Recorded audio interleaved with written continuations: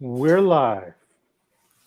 Live from across the world, it's Saturday night with Ricefield Records from somewhere in Japan, I can never remember where, and Uncle Dan the Vinyl Man from somewhere in Minnesota, I can never remember where. Yes, children, it's us. Hello.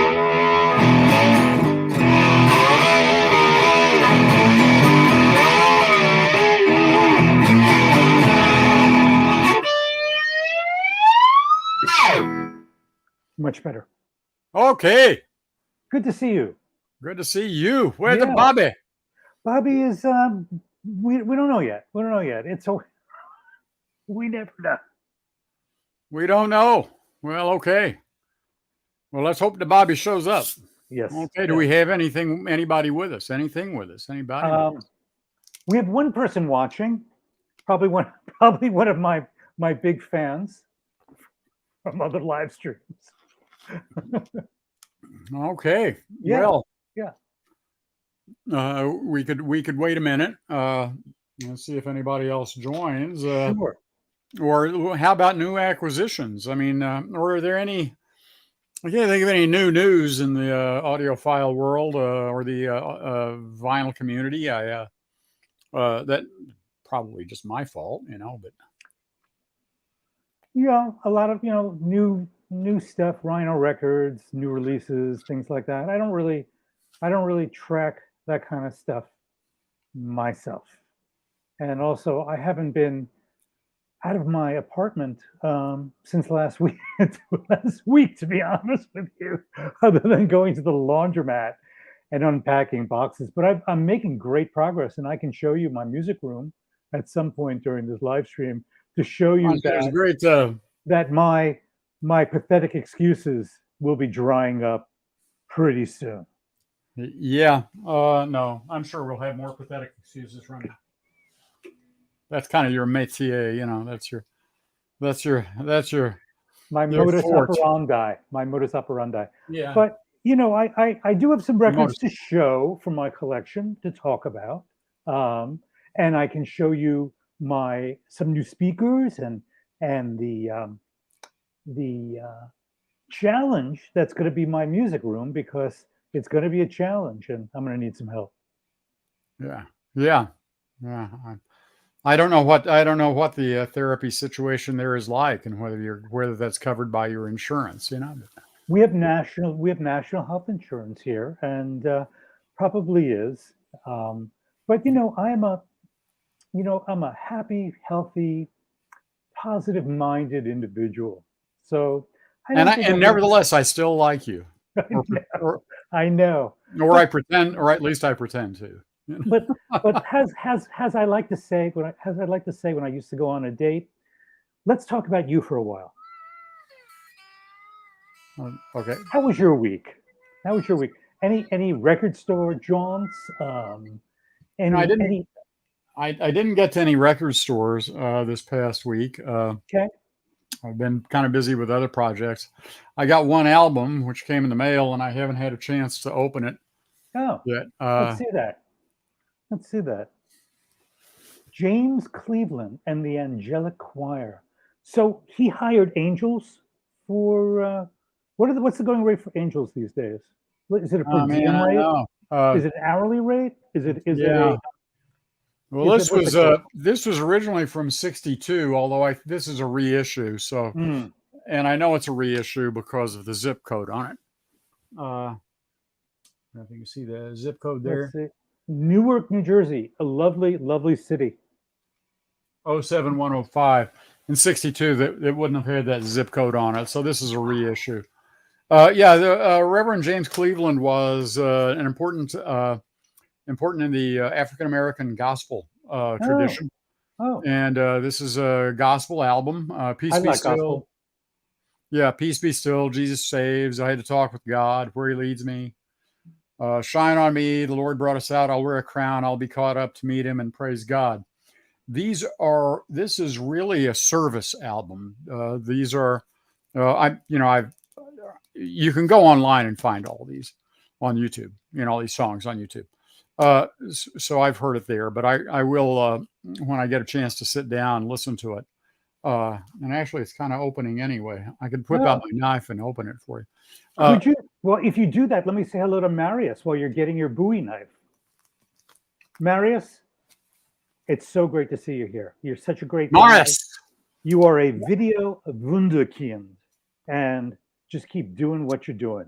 Oh, you're going to cut a girl.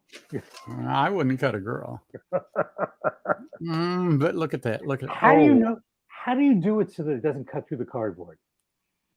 How do you do it so it doesn't go askew? And cut the card? Oh, you use the dull side of the blade. You could do a whole video. Now this is the sharp side of the blade. It is, yeah. Yeah. No, I mean, you just don't angle the blade down toward the cardboard, right? I have my Cub Scout knife that I brought with me. I just pulled it out of one of my boxes. I should show it on the next live stream. Probably be a really interesting thing to show. What do you think? Okay. Yeah, sure, you betcha. Yeah, sure, you betcha. That would be so interesting. So interesting. Yeah. You know, I was down at the Lutheran Social the other day, and that Miss Soderstrom was showing her, her photo albums from 1957. Yeah, that was interesting. Yeah, sure. Yeah, whatever, Michael. You show your Cub Scout. Okay. Yeah. Thank you for the invitation. No, and I was not at a Lutheran social, although I'm sure that I could find one to go to. I'll take that as a vote of confidence. Yeah. Yeah. So this is a Savoy. This is a Savoy Records, and we could talk about this. This was sealed. It's falling apart a little bit, but Savoy did a lot of African American stuff. But you can see. I don't know if you can see. This is a little interesting. If you can see, do you see the width of the spacing between the cuts? I sure do. Those are wide. Yeah, old-fashioned. So Savoy was not, maybe your most up-to-date manufacturer, but long-playing micro groove. And this would originally, I mean, the label is just, this label in here is just the same label. Dan, I was thinking that that record is kind of the antithesis of a prog record, because on a prog record, you can barely find the spacers in between the tracks. Yeah, and on a prog record, there should only be spacers. I mean, a prog record would be entire prog rock would be improved if the space between tracks expanded to include the entirety of the album. You're just being snobby. That's 4:30. You remember 4:33 by John Cage? 4 minutes and 33 seconds of silence. Any prog rock record would be, what's the usual side, like max side, like 23 minutes. Yeah, I think 18. It might be 23. I'm used to 18. you can shove 23 minutes onto a side or 22 and a half minutes onto a side, let's say. Well, 22, any prog rock record that was 22 and a half minutes of silence per side, I'd give that my vote of confidence. So you remember that recently I showed a record, and it was the Horns. I Only Have Eyes for You. Oh yeah. And you went out and you bought it. Yeah, and I really like that. That's a great album. So I would like to show you. I want to make a recommendation to you. Not saying that you buy it, okay? But I do want to make a recommendation to you. And that recommendation, I might shoplift it. That recommendation is this record. It's called McDonald and Giles. Okay. This was the drummer of King Crimson. Somebody, I forget what the other guy did. And this record, a friend of mine in high school had it, and he recommended it. Look at that beautiful painting. It's all kind of like pink and shit. But anyhow, I never bought it. I never listened to it until I came to Japan, and it's all over the place. They pressed a lot of them here because it's a good record. and the recording and the drumming is incredible. This is, I mentioned that it's guys from King Crimson, but side 2 is an entire track. It's called Birdman. And I think you'd like this record. I mean, I really do. And so I'm just going to make a recommendation. McDonald and Giles. You don't have to listen to it. You don't have to give it a chance, but I do recommend it. Now, Man, buddy, I've got a friend who's really into like 80s sort of new wavy stuff and things like that. And I don't like that. Yeah, it's very simple. This is from the I think this is 69. Let's see, he recommended something to me today, and I listened to it, and I was like, "What about that? I actually like that." And what is it? I've got to I've got to remember. Okay, that was this morning, which was 40 or 50 hours. Oh shit, that's on my Twitter, and for some reason Twitter won't let me. Okay. Twitter's wanting me to sign back on again. Maybe I can find it on my phone. Because I was busy today all day, so I didn't. I didn't get on to. I didn't do that much, but let me see.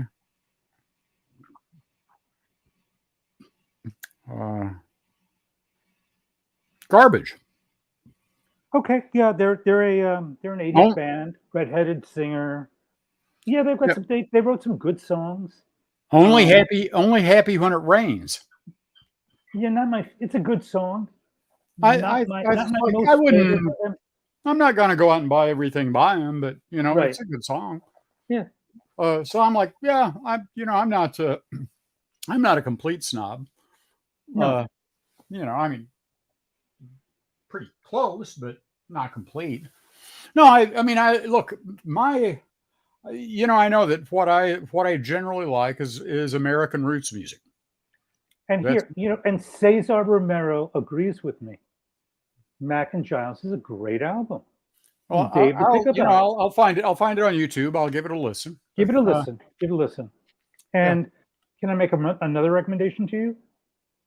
I'm not shaving my beard. No, sorry. No. I'm not going to make that recommendation. I like your beard. I like your beard. I like to find things in it. Okay. Here's my next recommendation. I might have shown this once before. This is, and I'm a big fan of this guy, Lee Michaels. Okay. Oh, yeah. He's an organ player and a vocalist. And you know how the White Stripes popularized drums and guitar, drums and organ. This was drums and organ, drums and piano. And he came out, he had a couple of psych records that really didn't do that well. And then this was his first solo album. And he does a cover of Moby Grape's song, Murder in My Heart for the Judge. Don't you love the title of that song? I bet you feel that you often feel that way in the daily business of your job. Murder in My Heart for the Judge. And I usually don't. Judges don't always rule in my favor, but I generally feel like, yeah, okay. Judges do what they do, right?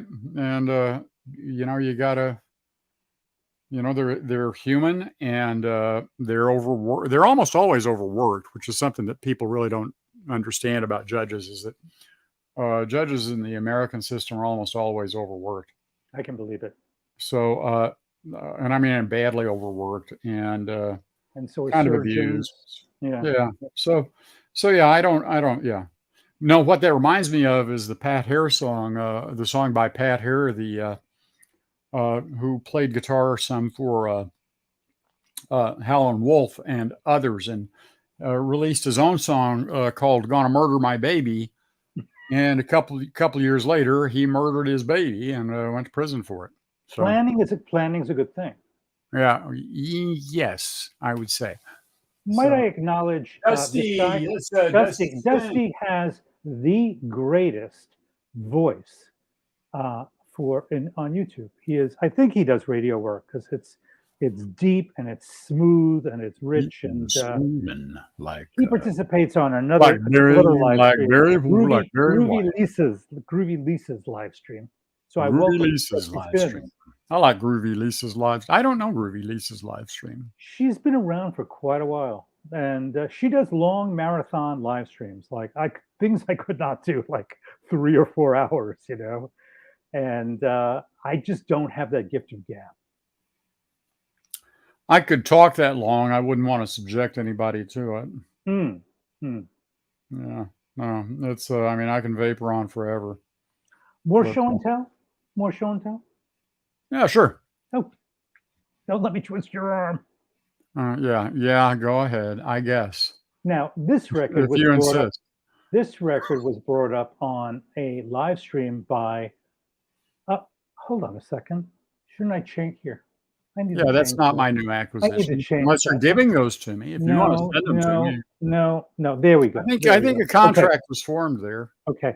So this is a record that was brought up by Gunkles this week. Gunkles. You know what that stands for?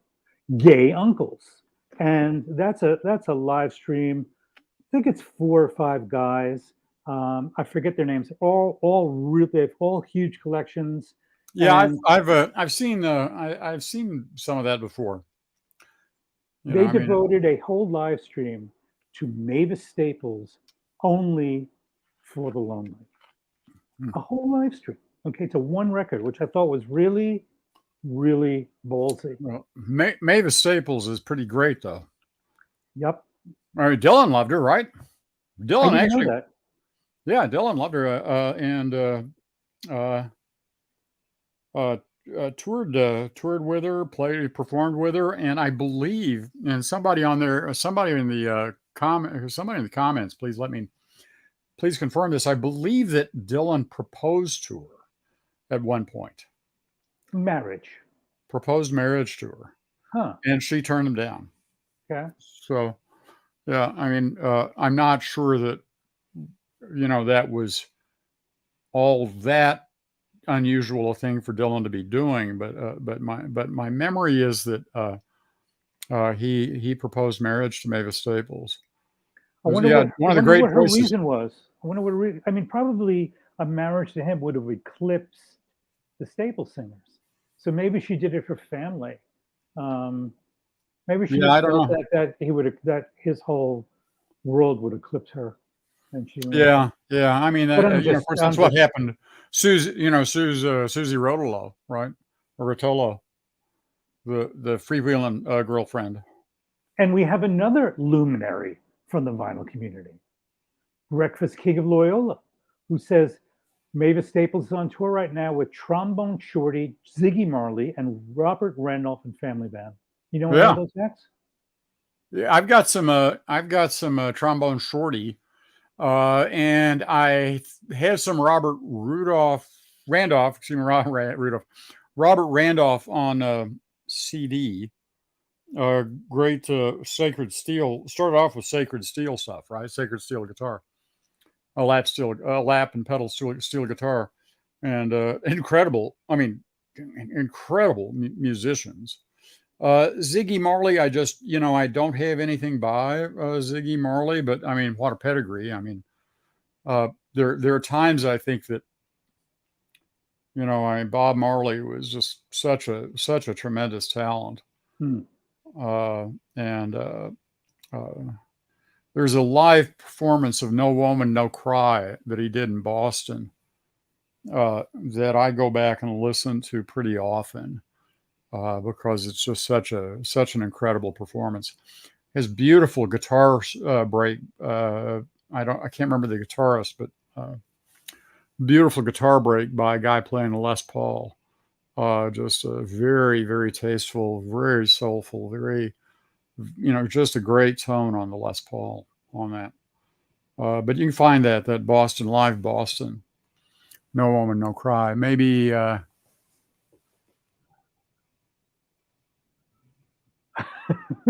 I think I'm going to let Dan lead the metal minute. Metal? I mean, you have metal on your lap right now, Dan, don't you? Yeah. Well, I got a lap steel, right? You know. Yeah. Yeah. Look at that beauty. I mean, have the folks seen this thing? Look at that. Look My at that. beautiful. That's shiny. This is a 1960s Taisco. So, Tokyo Mariusz, Electric. are you happy now? Tokyo Electric Instruments Company. Wow. I got this from Japan, by the way. Got it sent to me from Japan by an expat who lives there. Price Not of you. shim, You didn't send it. price of shim CD there. I'm sorry. I can't understand that. But Dusty Spin says that's one nice instrument. Yeah, it's a beautiful lap steel. Got a really raucous tone to it.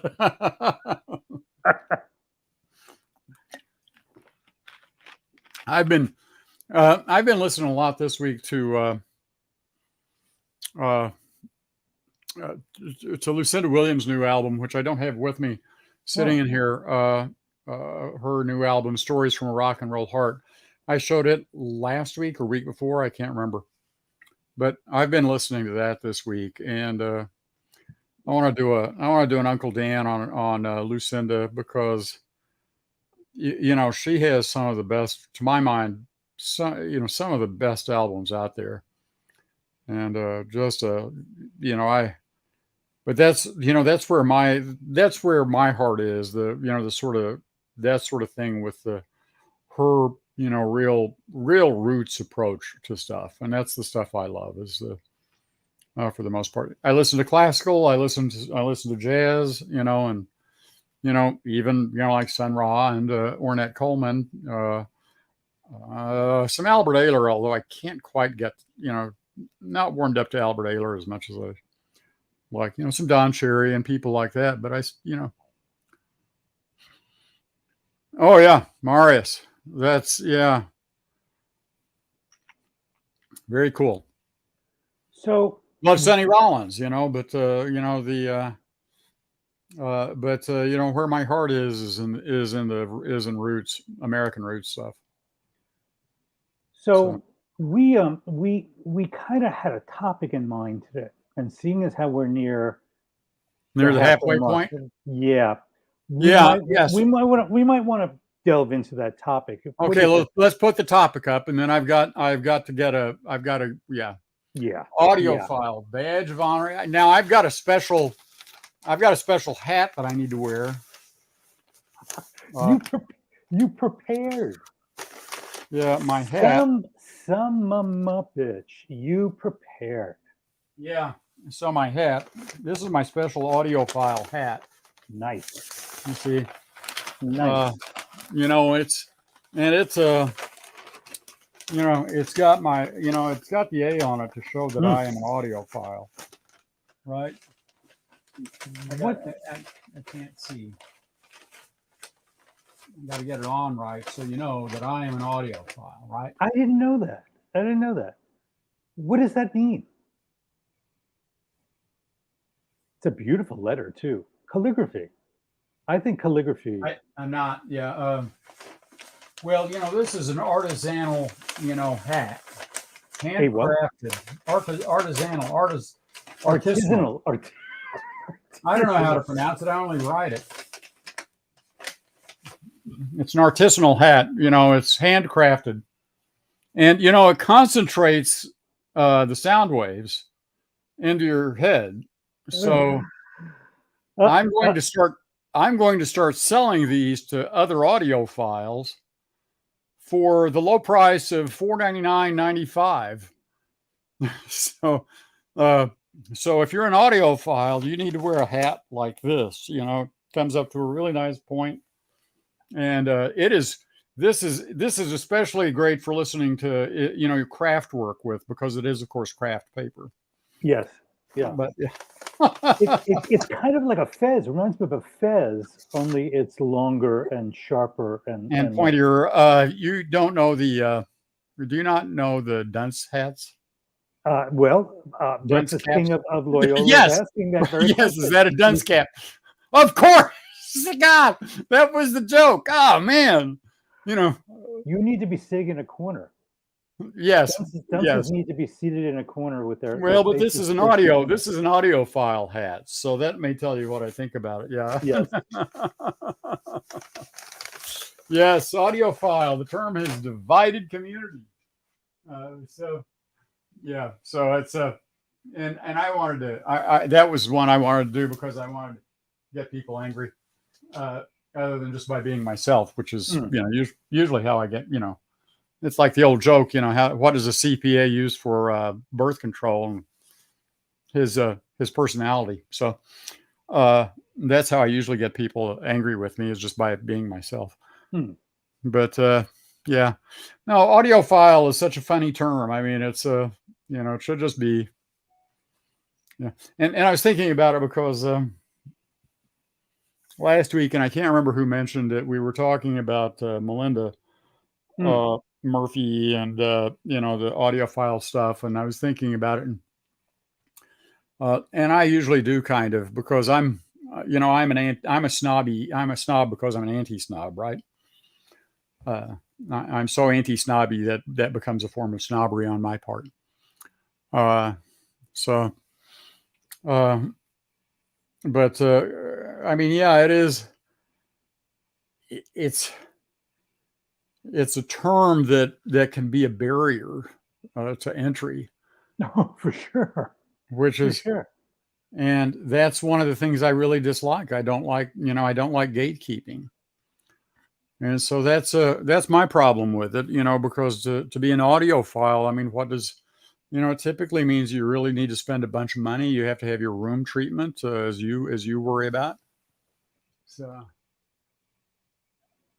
yeah. Well, should be, isn't that EGBDF? Every good boy deserves favor. And so I don't know what clef that's in, but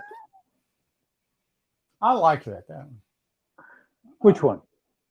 My EDGBF, that I don't know what clef IDGAF is. Well, here's my question. Here's my question about audiophiles and audiophilia. I never understand where the crossover point is. They use terms like mid-fi and hi-fi and audiophile, and hi-fi is stuff I can't afford. Well, here's the thing. It seems like it's a given that if somebody pays a shitload of money for something, it's audiophile. But I have yet to see and experience that major improvement in quality of sound that is such a chasm between hi-fi and audiophile. I mean, yeah, it sounds damn good, but how much? I mean, what are you buying? What are you extracting out sonically? And why does it have to cost so much money and in order to do it? And the other thing is, there are no hi-fi stores anymore. So you need to go to a hotel where a vendor has set up on the fly in a room and has not spent a long time, or has not had the luxury of spending a long time to make it an incredible listening room. Or maybe they have, but I don't understand. There are actually some hi-fi stores, true hi-fi stores in the Twin Cities, and I go to one every now and then. Although I don't, Okay, well, I'm an audiophile. I mean, Mariusz. I mean, I go into my room, I shut my eyes, I tweak the placement of my speakers. I relish the fact that certain albums don't need a tone control, and I know where the standing waves in my room are. At least I used to, and I know where the first reflection points are. Does that make me an audiophile, or does that just make me a passionate hobbyist? And what's the difference between me and a guy who spends $100,000 on a turntable? Is his enjoyment probably about $999,500? But does that or 99,900? Does that money make an improvement in the sound compared to his system and mine? We don't know because we can't listen to them side by side. We never can. So it's all conjecture. I'll shut up now. About time. Sorry, were you talking? I'm sorry. I was taking a little nap there. You're so mean. You want to see my music room? Well, let me give you my take on it, and which is, as I've said before, the biggest, the biggest physical thing that influences your sound is your room, right? And there is probably a limited number of things that people can do to their rooms, especially if they're married. True that. So that's that's the first thing, and that's the biggest thing. But then there's the psychological thing, which is just, you like what you like. With all of that said, I do believe, look, if you're gonna, you got to be careful about stuff, because you can get taken on things. The Macintosh sells turntables. Yeah, it's your system, David, Mr. Bartlett, I believe. Macintosh sells turntables with specs that you go out, you buy your Audio Technica AT LP3, like I have, for 200. You can buy that for $200, and the specs on that will beat the specs on these, on a $10,000 Macintosh turntable. And I find that disgusting, because there are some fundamental specs that mean things. And one of those fundamental specs for turntable is, wow and flutter. And the other is rumble or signal to noise ratio. So those things mean some things. At a certain point, they fade away, right? I mean, it's just like, if wow and flutter is below, really, if it's below, frankly, if it's below 0.5%, you're not going to notice it. You're just not going to notice it below 0.5%. And so beyond that, you're kind of chasing stuff. But and then for rumble or signal to noise ratio, I think the number is something like, certainly if it's below 60, if it's 60 degrees, 60 decibels below, you're not going to be there.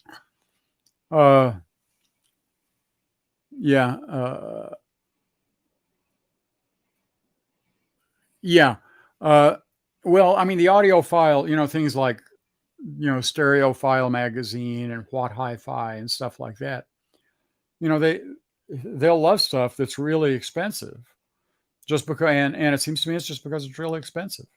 Well, and advertisers put ads in the magazine. Yeah, put ads in magazines, and the magazines have to, to stay in business, they gotta, right. They have to perform lip service for their, and I'm being deliberate about that, for the vendors who buy ad space. Right. So so there's that. I mean, you can get, you can get great quality stuff at low prices, reasonable prices. So the question really that I have is, we're in agreement. Mariusz is in agreement. A bunch of guys who are in agreement that an audiophile is somebody who really enjoys tweaking the sound of their system to get the best sound. So, is there a difference between a very expensive system and not so expensive system side by side? And if there isn't, why do people fight about this? Yeah. Well, because, everybody wants to believe that they've got the best, it's just, you always want to do that. And it's like, with camera gear, the Canon Nikon wars, although Sony's been, kicking both of them, in recent years, or, the people, like, or like Leica, and people who talk about the Leica glow and stuff like that. And there was kind of a Leica glow for a lot of times, because Leica didn't have very good lens coatings for a long time, or Yeah, so you'd have the lens coatings weren't good, so you get light scatter on it, so you get the Leica glow. But people want to fight about stuff, and people just want to argue. So, yeah, So, I David, it's not, you're right. It's a person's personal budget, but yeah, really all I'm trying to do in this conversation is kind of draw out some people's opinions about are there fundamental differences that people have heard in a system that costs X high dollars versus that fit into somebody's budget versus something that is much less expensive that would fit into the other person's budget. yeah. Where was I? Saw another one here. Yeah, yeah. I mean, I watch Steve Gutenberg, the audiophiliac, some. Yeah, he's a funny guy, He's a passionate guy. passionate, sweet natured. He loves this stuff. And I know a year or 2 years ago, he bought a Technics SL 1200, and he'd said before, I won't have a direct drive, and he got a direct drive turntable, and he absolutely loves it. And yeah, so good Lord, I love the convenience of of the of that head shell, of the SME, removable head shell, So yeah. Agreed. Look, like I listen to a lot of root stuff, and so like this stuff, I'm sure. Well, I've listened to to captures on YouTube, and it doesn't sound particularly good. And my God, I listen to like Charlie Patton. If you listen to Charlie Patton stuff, Charlie Patton, there are no masters or anything, of course, because that was from, most of it was recorded mechanically, acoustically, not with electrical recording, but onto wax, and then cut so very crude recording. And like Charlie Patton, the only thing that they find, are Charlie Patton was hugely popular among his audience back in the 20s and 30s, and the African American, rural African Americans, and they played his records until they were gray. So you'll go listen to Charlie Patton on, you find Charlie Patton stuff, and it's the sound quality is terrible.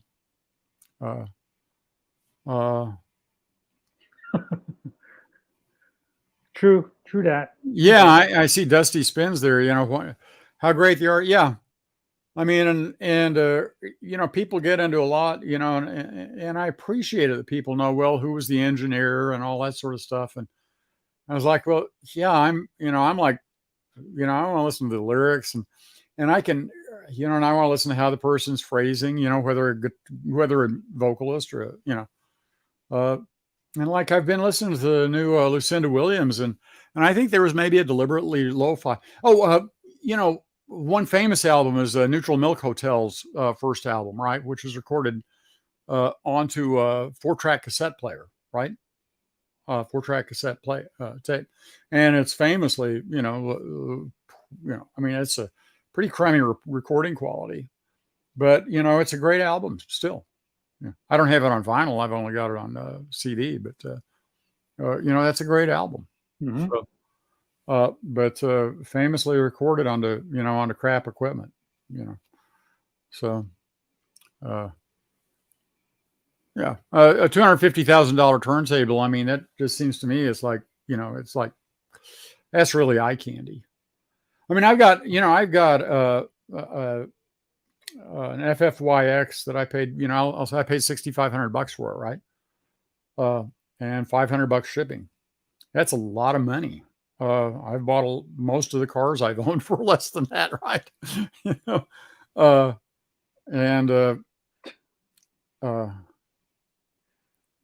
Bernie Grundman is. I mean, people say Bernie Grundman. And it's like, yeah,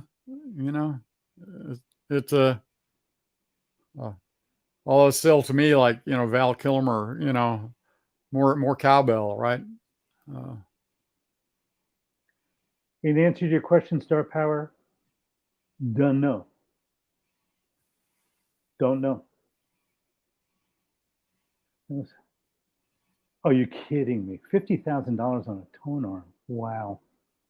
I guess if you got the money, I mean, yeah. But it's like, if you want to do that, that's fine. But, then don't, and if you do it, I mean, the problem is if you do it, you go out and you say, oh my gosh, I got this, I've got this turntable and I put it together and I listened to it and it's just so incredible. And, and it's going to, make some people feel like, man, if what I'm listening to, that ain't no good at all. And that feels kind of bad. Yeah. It's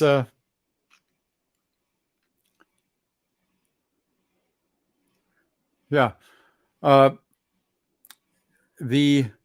headphones are going to change the game, aren't they? I mean, if the room, I mean, headphones are apples to apples, right? Yeah. Well, except it's going into your head, I mean, you can. That's right. Your physiology is different than my physiology. And more than that, talked about this Anil Seth, his book Being You, neuroscientist, and he says it's all, for everybody, it's a controlled hallucination. So this point about he's talking about the $50,000 tone arm. They also had an acoustic engineer design an addition to their house just for listening to vinyl. Well, yeah, I believe it. I mean, for sure. I mean, there are guys on YouTube, I can't remember some of them, that pitch those types of services. And if you were an art collector, you're going to build rooms that house your art and light it so that it can be seen in the best possible light because you invested a lot of money in it. So, yeah, I see humidity that. controlled and. Yep. Well, I mean, and look, I mean, there are cigar aficionados who will build, they build humidors. Bigger in what sense? That's what she said. And most audiophiles. Yeah, that's true. They're humble. They're humble. Well, they'll talk about it if they're asked about it. So, but they don't enter a room and start talking about it. Yeah, some of this stuff does drive me crazy. I mean, the power cables, stuff people. Yeah. I mean, you go on and you watch they look like sea slugs, don't they? Some of those power cables. Well, yeah, and crazy because they'll have a power cable and they'll plug into the wall, and the wall is I mean your wall. Most of your house is wired with 12 gauge Romex, right? Mm-hmm. You're not going to get more power out of that. And it's not going to be any cleaner.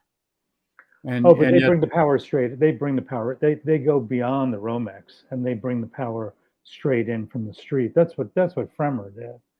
Yeah, but it's still, I mean, that still is, that ain't, it ain't like it's clean power. And it's, and as Amir at, Audio Science Review, he's taken and put deliberately very dirty power into audio gear. And the output is the same because the audio gear, it goes in and, it goes in and then it goes through a transformer and it's transformed to DC power and it's cleaned up right there. So you don't need it.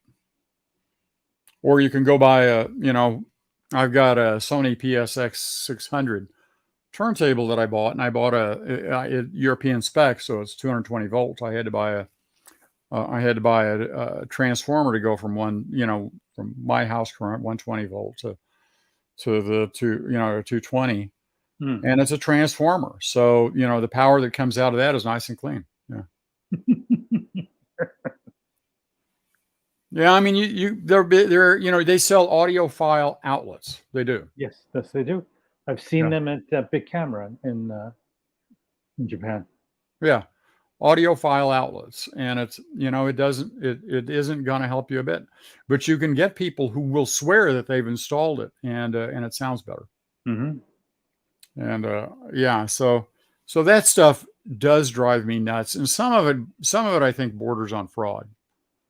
I mean, when people are saying, if anybody says that you buy this power cord, this power cable, and it will improve your sound, that to me is, if you the right state in California or Washington State, if you could get somebody who was stupid enough to buy that, and then actually look at it and say, well, wait a minute, this just doesn't do anything. There could be claims under California. It's the unfair competition law.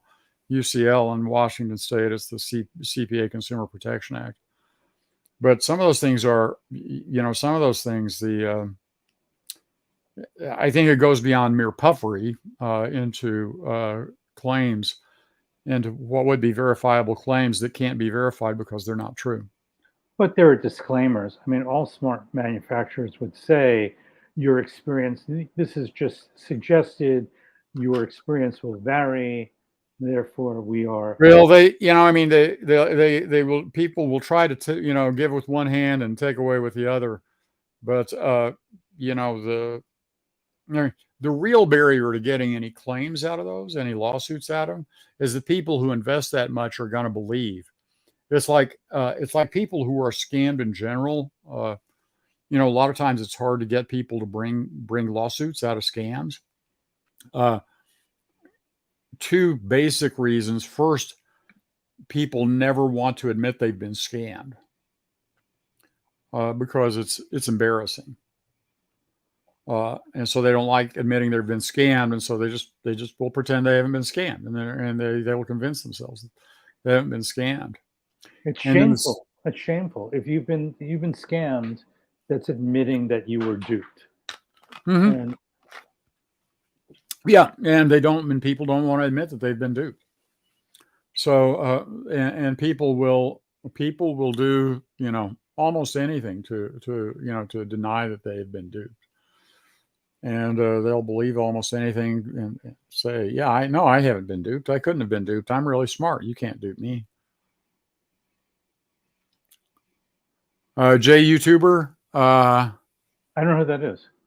Is that the Asian guy, Jay Yagi? Mariusz? That's the young kid, right? Who yeah, he's got a good channel. But he buys into that stuff. He buys into it real bad. And I mean, he's a great enthusiast, but he buys into it real bad.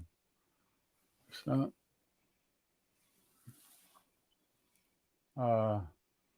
yeah. I mean, what is that? Audiophile clock. Do you remember that? Yeah, I remember reading about that some time ago. I never saw one, but yeah, I mean, people will sell stuff that you put in your room that just sits there and is supposed to improve things. That was my joke about my dunce hat. You put it on and it makes the sound better, right? It makes all your sound better, right? So, oh yeah, boy, my sound is so much better now. The husky guy from Florida with Wilson. I don't know who that is. Okay. I don't know who that is. Yeah. I mean, some of these people, I go to the channels and I look at it and I get really tired really fast. So it's like, one guy I actually like a bunch is Recordology, and he reviews like suitcase players. And he reviews suitcase players, and I respect him for that. He'll go in and talk and he'll play your Crosley Cruiser and your Victrola suitcase players, and he talks about the quality of them and all, and he says, yeah, I know these are cheap, yeah. And so I respect that guy, because that's and he's not pretending it's all great. He has an Audio-Technica ATL P3. I have one, and he loves it. And I bought one of those. I got it for $50, and that's perfectly fine, a great turntable. Yeah. Yeah. It's put away now. I'm listening to other stuff, but it's still an excellent turntable. So, but yeah. Oh, I was gonna say about listening to Lucinda Williams. I was listening to this new Lucinda Williams album, and I need to listen to it on a couple on a number of systems and see if it changes. But I was listening to it and thinking, I think I think this was a pretty rough and ready recording of it. I read that you have zero auditory memory, so that you can, if you play a record on one system and then move and play it onto another system, it's really tough to discern the difference between the two because you can't remember it accurately enough. Yeah, auditory memory. Yeah, you really, to really determine the difference, you have to have little snippets and listen to them back to back. And so that's really the only way. Otherwise, you're just fooling yourself. Now, with that said, I can.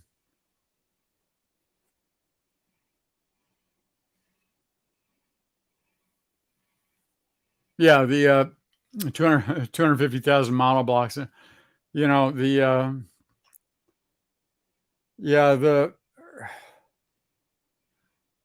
Again, at some point, your chases, and if you're playing vinyl, I mean, vinyl is limited to like the equivalent like 14, 15 bits quality. So it will not reach, say, CD quality, which is 16 bits,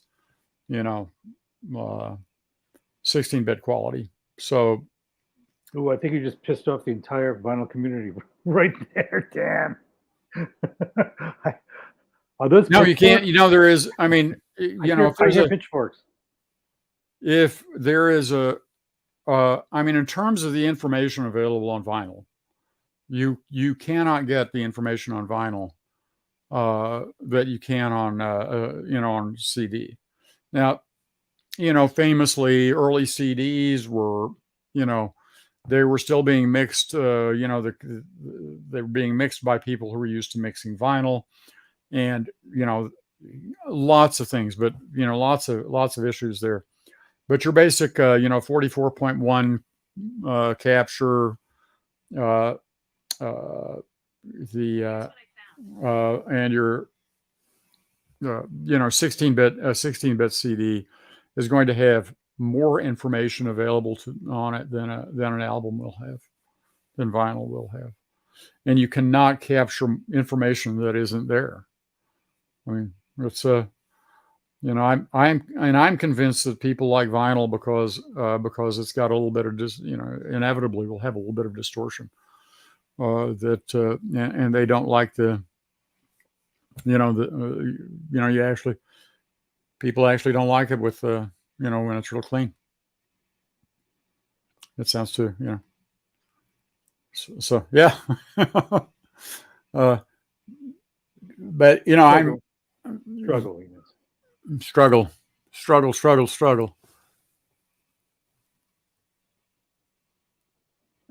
Struggle with faithful reproduction of piano. Yeah, I have an album, the Bill Charlap Trio, that I use to determine whether I can use to determine whether a stylus is bad, because I'll drop the needle on that Bill Charlap Trio, Street of Dreams, and it's very well recorded, and very spare instrumentation, and man, that piano will be like, if the stylus is not good, I know it just like, oh yeah, it ain't handling that at all, yeah. And speakers will struggle with that too, and people talk about how lifelike it is. And one of the weird things is, you can go and listen to, you can find recordings of, the old wax cylinders. And, there are people with pristine wax cylinders and pristine, and you can, the pristine players, pristine, Edison phonographs, and you can put a pristine needle on one of those, right? And you can play one from brand new. And some people nowadays, some people have recorded wax cylinders again. Recorded them and then have I don't know if it's pressed, but have them cut onto I don't know what sort of plastic, but cut onto some polymer, and you can buy it. There are a few out there where you can buy, the old wax, Edison cylinder recordings, but done new. So as good as it gets, and you play it, and I've heard those played, and they don't sound, you're just like, man, that's not very accurate at all. But when they first came out, people were like just stunned by how accurate they were. Mm. And they were like, where is the person? Where is the person? And now we'd listen to that and we'd say that ain't accurate at all. And then people will say, well, my system sounds like sounds really accurate. But if you have a band in the room, and then you have a great speaker system, and you play those, have the band play, and then you have the great speaker system play, the great stereo system with great speakers and everything play, and you will hear the difference, unless you're lying to yourself. And it will not be. I don't care how damn good your microphones are, anything else, it will not be anything like the same. It's actual reality versus a recorded reality, and it just ain't the same. So if we accept that, I'd say if people would accept the limitations that our brains have, the limitations that that our systems always will have, maybe we'll all be happier. Just go out. So it's mine. Go out and enjoy stuff. And yeah, I buy turntables all the fucking time, right?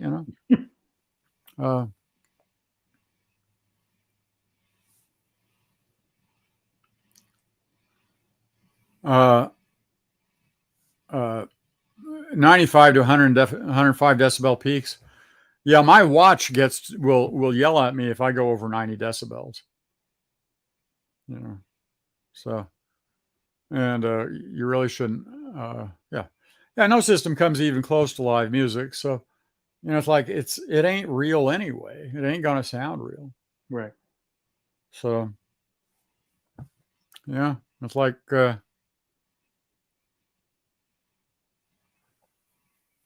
It depends where you sit. Yeah.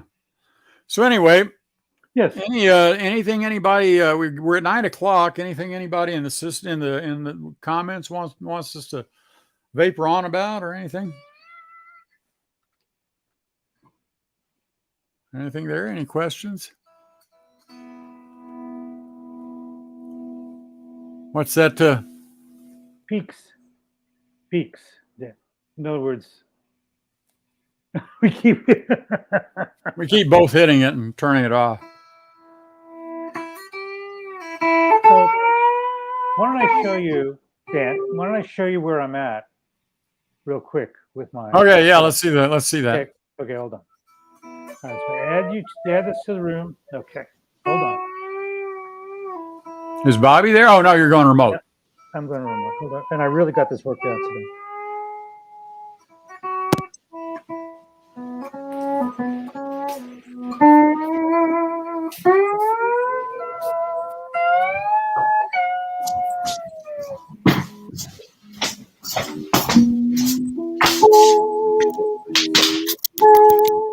Can you hear me? Right. Yep. Okay. Hold on. All right. So this room was impenetrable a week ago. Okay. I mean, it was full floor to ceiling. So I got my system set up. CDs. Got my CDs, compact discs. Got my Luxman right there, and I'm going to have to even these out, but I got my Victors, and I showed you these, Dan. These speakers were made for me. I mean, they were a gift, and I want to show you something. See these grills? They're made of wood. You see that? That's balsa wood. I can't see them. It's so badly backlit, All right, Michael. hold on. Let me try one more. How's that? Oh, there we go. Okay, so these speakers, that's wood, okay, by a Japanese guy, and he made these speakers. Okay, they're isn't that cool? 2 bookshelves, and they sound quite good. Yeah. Yeah. Yeah, they look nice. They look nice. And what are those? What are the drivers?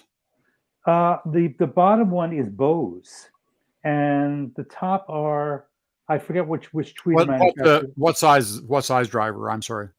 I don't know. 6 inch, 6, 8. I think he said 7 inch. I need to dig out I'll dig out the specs. I think he said 7 inch.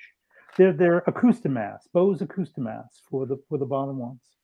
And he's a musician, and he really wanted bookshelf speakers that were optimized for bass for his small room. And this room is probably, I don't know, 150 square feet. It's got tall ceilings. I'm going to have to do something with window treatment here. This is going to be a challenge because this wall is concrete. This wall is wood, and the floors are manufactured wood or pergo over concrete. So, I got my work cut out for me. Who knows, what's the best I can get out of this? I'm thinking that maybe these speakers are too big for the room. Only because I'm just like pulling that out of my hand. I'm sorry, I'm moving the camera too much. But anyhow, that's where we're at. So I'll go back to the other setup.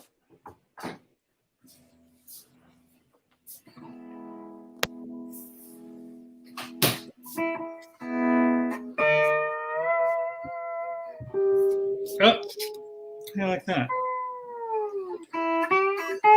There I am.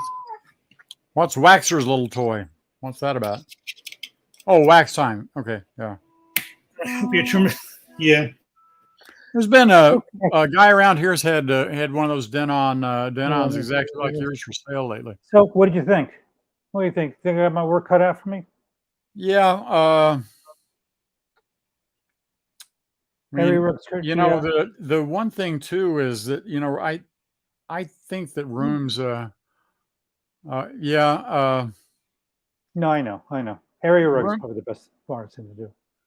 Yeah, and rooms. Rooms will have volumes that where you get the right volume, and that will make it or break it.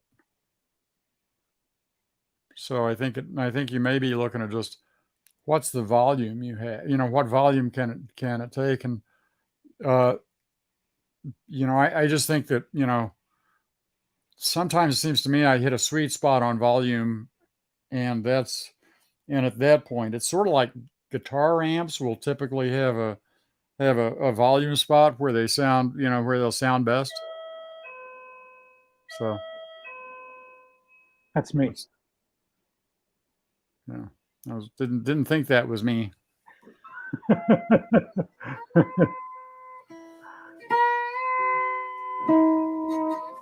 Okay. So it's getting busy over here. Dan, why don't you take us out?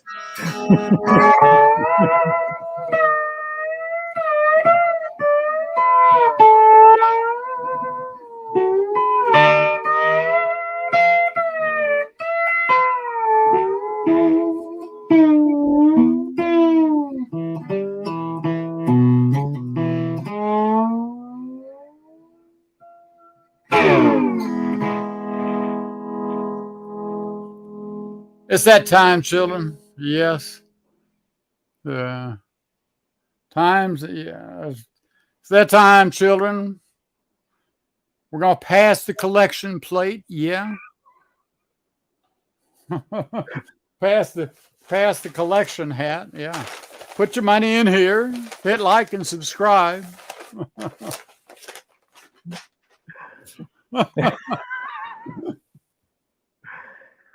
I want to thank some of our guests today. We had Mariusz Stark. I We need had to bring breakfast, my this reminds me of Romper Room. I see Marius. breakfast King I of see Loyola, David Bartlett. David Bartlett, I see and we Dave's had pickup artist. Dave's pickup artist. We had Dusty Spins. These are all Dusty Spins. Yeah. first time visitors here. Get So out your romper stompers and yeah. So we thank you. We thank you. We know y'all have choices. There's lots of streams out there. And so we're honored we that you come and appreciate it. spend And a that's little why time with us. that's why I always not like to, of course it's summer, so I'm wearing my Aloha shirts, but I put on a jacket for you guys. That's right. And I have audio visual aids. You went to arts and crafts. You do good arts and crafts. That's because I actually care about our viewers. I'll give that a try, Marius. Yeah. So much to do. So much to do. Yeah. Yeah. Anyway, good to see y'all. Good to see your comments. And we will say, as always, mes enfants, nous vous aimons. Oui. Vous êtes jolis. Vous êtes très jolis. Vous êtes très intelligent. Nous vous aimons et nous disons à vous à bientôt et non. Au revoir et aussi, mes enfants. À bientôt.